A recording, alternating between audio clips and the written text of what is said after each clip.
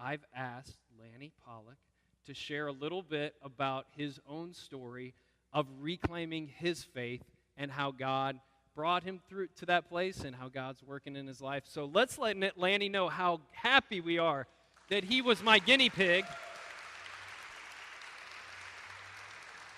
And he was the first one willing to do it. So, Lanny, fire away, buddy.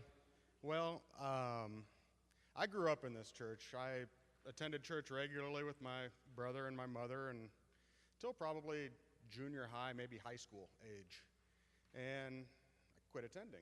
I think that's a common theme amongst the youth. And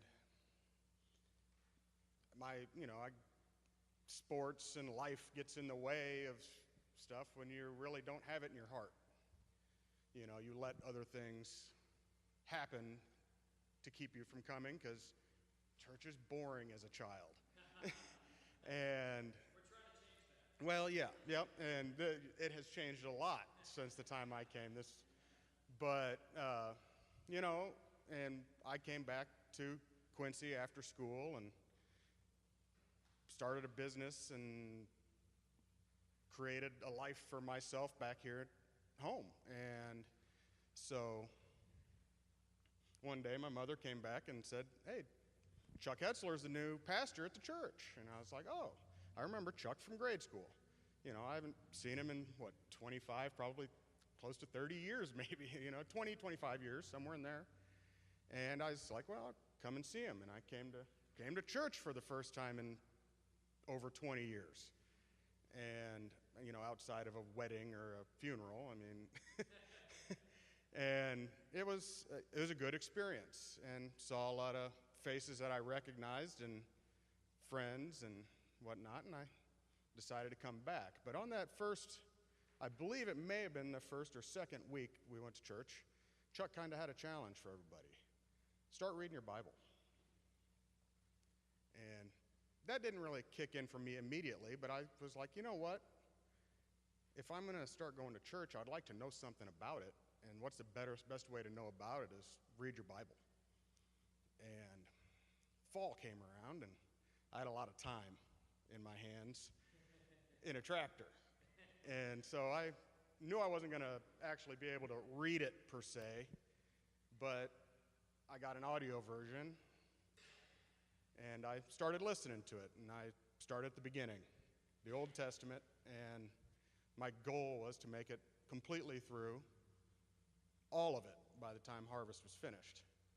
And when you have 12 to 18 hours a day sitting behind the wheel, all you have is time. So I tried to be very diligent about it, and parts that I didn't understand, I'd go back in the evening and try and read, on paper, and try to understand it best I could. When you're drinking from a fire hose, it's a little difficult to get it all.